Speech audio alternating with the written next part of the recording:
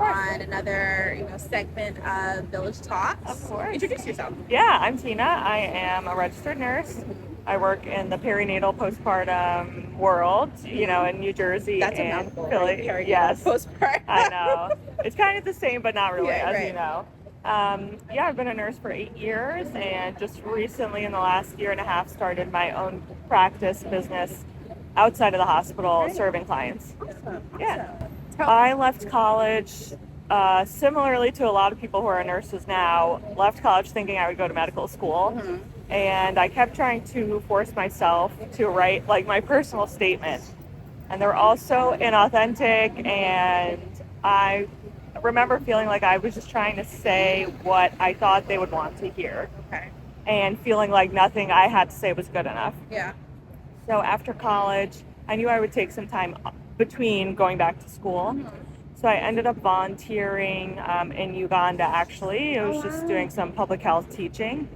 And the rural community we were in, their only healthcare providers were nurses. Like, I'm not sure of the actual ratio, but in Uganda, in the district I was in, there was only, a handful of doctors for hundreds or maybe even thousands of people. Most of the care providers are nurses, midwives, or even like local healers and local medical people, even if they don't have formal training. So I, at that point, had no idea what a midwife was. I had never even heard of that to my knowledge. And then I started doing some research, and I was like, I am really interested in helping women and children, especially at that time. That was one of the most vulnerable populations we were encountering. And I was like, so I don't have to be a doctor to help them. Like, I could be a midwife or even a nurse. And I got back from that volunteer trip, and I was like, wait a second. Becoming a nurse, honestly, would be so much easier. It's less time in the U.S. And I could work kind of doing the same things I envision myself doing. Yeah. So, much to the chagrin of my parents, I told them I wanted to go to nursing school. And I just applied to one nursing program. I luckily got in and started within the next 6 months. Where did you go? I went to like an accelerated program at NYU. Yeah, which was local to me, fortunately. Yeah. But that's great. It was a great, well, I have a lot of opinions about the program. Okay, It is a very well-known program, I'll say that. Okay. It's very expensive. I think the first thing that popped yeah. I think I've learned now that I didn't have to do it that way, but I think we all learn, after we do it, like, okay, that part of my schooling maybe wasn't necessary. Exactly. Or that exact program. It didn't have to be that way. Yes, exactly. I could have done it this way, but all is well that ends well, right? Yeah, okay, cool. Exactly. So I did the program there, and then I moved to DC and started working at the Children's Hospital there.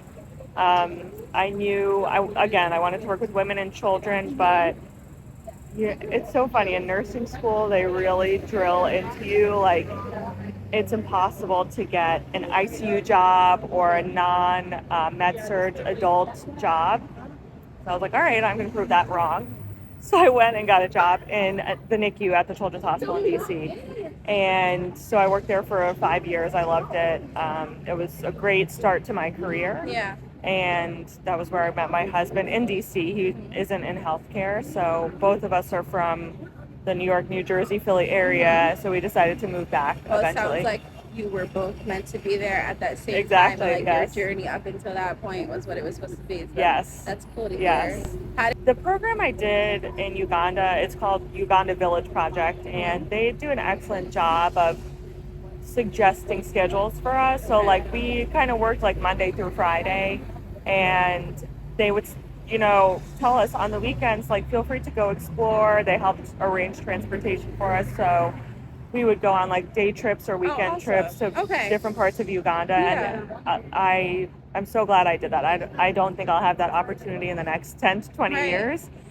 So that was great, and everyone who was volunteering at the same time is very close. Do you still have some of those same friends? Yes, we keep in touch. They don't live in this area, but we have a little like WhatsApp chat, and we send life updates. So special. Yeah, that sounds really special. Yes, it's very nice to know that impacted all of us kind of equally, and we still walked away like with friendships and connections overall. I think at the time I didn't realize how much of an impact it would have on my life, but looking back, I'm very glad I made that decision. Like my college would send out opportunities, and it ended up being on one of their lists. And I was like, oh, this sounds interesting. Like, I can fly halfway around the world. Like, I'm an independent girl. Like, I feel lucky that it worked out. These are pretty, right? Yeah. Especially CHOP, in my opinion, they do the best job, in my experience, of many hospitals of staffing in the NICU. Like, they really try to make sure there's adequate staff. Of course, that doesn't always happen. But I never felt like we were alone. So, like, I was happy. Yeah, I've worked in NICUs where one nurse has 4 patients. Maybe they have breathing tubes. Maybe they are severely ill, and it just feels unsafe. Yeah. And at CHOP, they do a very good job of, I don't think that would ever happen there. But they also take some of the most acute cases, like a lot of surgical cases. Yeah. In a lot of cases that other hospitals can't necessarily treat. Not be equipped to handle. It's like, it's great that they do a great job with staffing and making sure there's resources, but it's like they have to because the population is so acute. But I love my coworkers there. I started at CHOP as a travel nurse, and then I had my daughter, and then I decided to go back as a staff nurse because I just enjoyed working there. So I think it's a great hospital, and I'm glad you had a good experience there. I did. I know that's not the case for everyone, unfortunately, but I have started to say, like, my NICU work fills one of my cups, and it's very separate from like my personal like perinatal work and like postpartum work, even though they seem to like overlap. They do. Yeah, but they fill different interests for me almost. Okay, good. Yeah. I look at working in the NICU as like a job. Like, I go, get my benefits, get my paycheck, which feels comforting in terms of like job security. And then my own business is like, yes, I do make money from working, but I also would do that for free. My business is called The Mama Coach Tina Khiani. The Mama Coach is a much larger company. It started in Canada by a nurse there, and she's a lactation consultant as well. Oh, awesome. And she originally was, working in a hospital, working night shift, didn't love it. She was like, I want to do my own thing. So she started providing lactation consults, sleep consults, some education for the community. She was super successful. And so now she trains other nurses to open their own practice and do the same thing. Like in nursing school, they never talked about, oh, you could have your own business. Like, you could not work in a hospital. Like, that's not what they focused on at all. Yeah, they don't tell you about that as a nurse. Or I'm sure they don't say that in medical school either. Like, they're just like, you're going to go work at a hospital, and that's that. Right. So, but as a parent, you know that traditional jobs very often don't provide the flexibility you need to be with your children and also support yourself. It's really tough. Yeah. So, I feel very fortunate that I can use my nursing license in this way. It's not that easy for other professionals, with other degrees, but as a nurse, I have a lot of flexibility in what I can do and, what services I can offer. And most of it is just education based. So I can provide lactation consults. I also do sleep consults. I do CPR teaching, not like just for families, parents. Okay. I do potty training education, and I do a lot of things related to lactation. So like pumping consults, bottle feeding consults, or even like if people are choosing to formula feed, discussing that. And occasionally I'll do kind of hourly support, so similar to a postpartum doula, but again, I'm just working kind of under my nursing license. I don't think there can ever be too many resources for new parents. I think they deserve to have a choice in who they can utilize. Like, just because there's one lactation consultant in your town doesn't mean that they're the right fit for you. Maybe someone else would work better. So I really love making sure parents have options, and they should be well informed about all those options. That's one of the hurdles, having a space. Yeah. Like even yesterday or a few days ago, I had a client who asked me about like a pumping consult. And I was like, I can come to your house at this time. This is the charge, for me to come to your home, plus the consult. She's like, okay, what about if I come to your office? And I was like, that's a great question, but unfortunately I don't have an office. Yeah.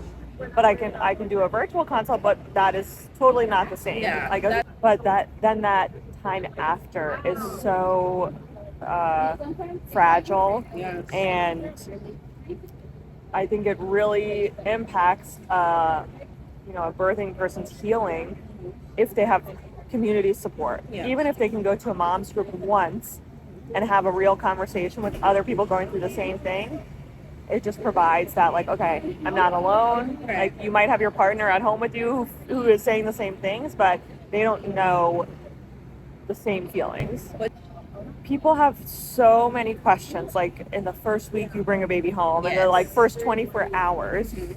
And sometimes I like to be that resource. Like, I will just go to a client's house, they ask me questions for 3 hours straight, and I give them whatever answers I can. I would never expect them to remember what I said, so I like to repeat the same things and provide a consistent message. Yeah. And even when people don't ask, there are some situations where people won't ask a question, but you kind of have to predict, like, I think this information would actually be useful for them, even though they don't even know to ask the question. Yeah. So using like our experience, this is what this family actually needs to focus on versus this is what they left the hospital with, like a discharge packet, and none of this applies to them. So like, why should they waste their time reading that? This is like a personal belief, I guess, but I really think people do not prepare prenatally. Right. I think there's two parts of it. Like, birth and pregnancy are like very natural processes, and we've highly medicalized them. Yes. And people feel like, you know what, my body's just going to go into labor, I'm going to give birth, and then I'll have a baby. And I kind of love that mentality. I don't want them to worry so much. But at the same time, I think they could do a lot of education prenatally to prepare for birth, labor, and then the immediate postpartum. And people don't do that. I even have, like, I am a, medical healthcare worker. Yes. Other medical healthcare workers I know are like, oh, I don't need to take a birth class. And I'm like, why not? Have you given birth before? Have you like witnessed many, many births? Yeah. Do you know what's going to happen? I took like 3 prenatal birth classes. I was like, I can't know enough. And still my birth went completely opposite of what I expected. Right. So I think I'm biased, but I think prenatally people should be educated a little bit more, but they also have to be ready and willing to be educated. The person who was there for most of my labor was a midwife I had never met before. And even unfortunately, I was with a doula that I had never met before because You need a backup doula? it was the third backup. The third backup? So I'm sorry. Which, people are human. Yes. So I was understanding, but, looking back, I'm like, that combination of like, I don't know the midwife, I don't know the doula. Yeah. I am like, okay, I would like to avoid that in the future if I ever have children again. But I delivered at Elmer Hospital, which is in South Jersey. Okay. Their labor and delivery unit just closed, actually, but it was a very low volume delivery unit. They only had 4 rooms. And the midwifery practice I was with, like, was very low intervention, which is what I wanted. Yeah. And so, luckily, my whole pregnancy was fine. Yeah. And then I was like 41 weeks and went for my non-stress test. My blood pressure was a little elevated, so they were like, we can kind of watch and wait. But I was so over being pregnant. And this was at 41 weeks. I was about to say, that's... Whoa. Yeah, I was very over being pregnant. Okay, yeah. So I was like, no, they're like, we could also, admit you and start inducing you. And all of the education I had done up to that point, I had never, ever educated myself about induction. I had started to listen to some podcasts, and every single one was like a primate mom who's being induced with no epidural. All of them ended in C-sections. So I think that even put me into a bad mental space. I think they started me with Cervidil. They started my induction at 8 p.m. My husband and I had not, we just came in for the appointment at 2 p.m. So we had slept the night before, obviously, but then by 2 a.m., I was like, I think we should call the doula. We didn't really have any much information about how much I was dilated or the contraction pattern. We were just kind of going with the flow, and then the doula came. She was amazing. And by the morning, my midwife came in and was like, we're going to take the Cervidil out because you're having too many contractions too close together. And so I was like, I felt validated. Fast forward 24 more hours of labor with Pitocin and a midwife I didn't know. She didn't check me unless I wanted to be checked, but I was just stalled around 8 centimeters. And my doula did a really good job of making sure I was moving as much as possible. But then I was so swollen, my knees hurt because I was so swollen. There weren't many positions I felt comfortable in. Yeah, it felt like it had been 36 hours of active labor, just in terms of contraction timing, not necessarily based on dilation.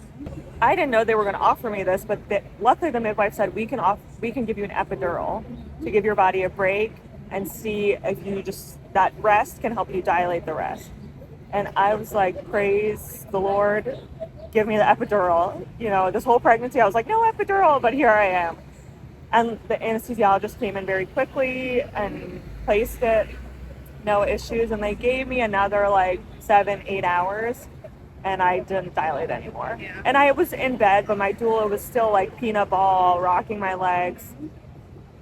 And the midwife who was on at that time, which was a third midwife I had encountered, was like, I think it's time.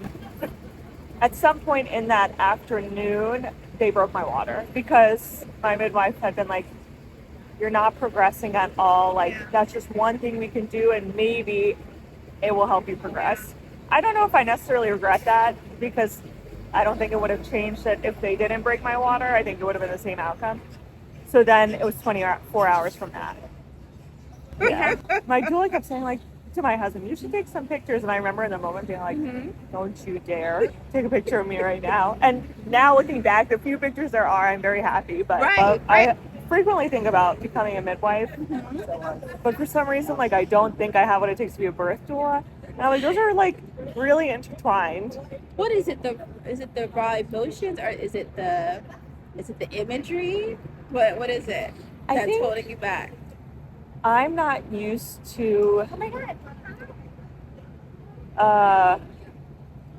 figuring out how to support someone without without using my medical background. Okay. And I feel like birth doulas, not that they don't know medicine, but the tools they use derive from not necessarily a medical textbook. Mm-hmm. Yeah. That makes perfect sense. Whereas a midwife, a nurse midwife, I should say, is using, again, medical tools. And so I think that's just what I'm used to. It takes up, again, a lot of your time and mental capacity, just being on call. And yes, and sometimes you have to be their decision, maker, suggester, and you are suggesting things that they don't want to hear, or and you have to deal with, say, what if they say no?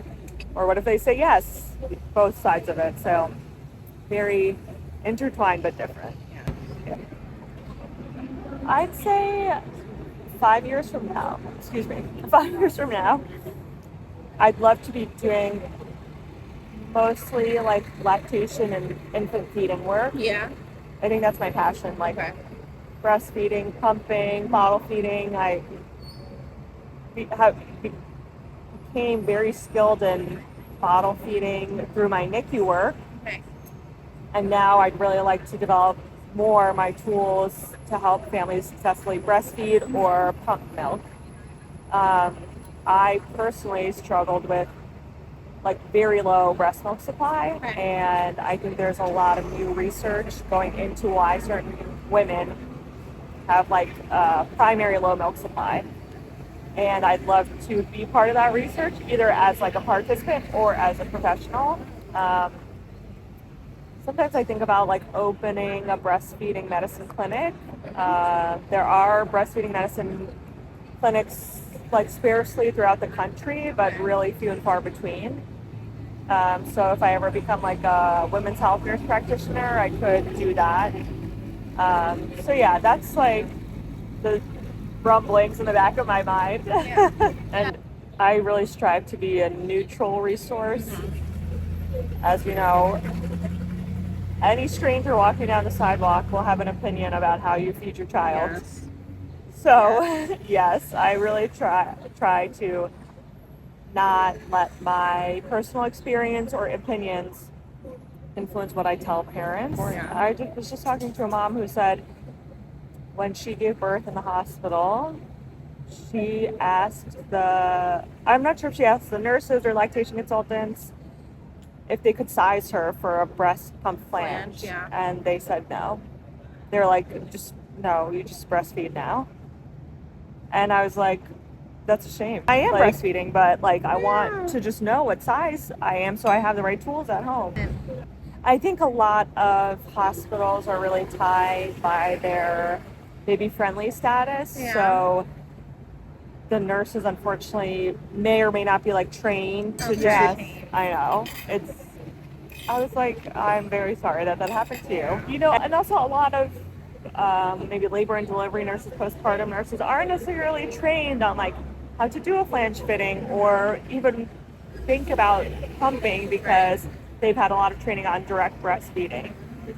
But at least, you know, I think there should be space for people in the hospital to say like, you know, we don't really have much information on that, but I can point you to someone or to a resource that can help you, and not just like totally write off her curiosity. So that person had that experience. Yeah, and so, you know, luckily I saw her, but now her baby is several weeks old, and she's been waiting to just, you know, learn about pumping. And there's obviously hundreds and thousands of resources online, but sifting through all of them, like you said, is, you know, finding the resource that can meet you face to face and hear exactly your concerns makes a huge difference. Yeah. I will say the nurse, her name is Carrie Bruno, who started the Mama Coach.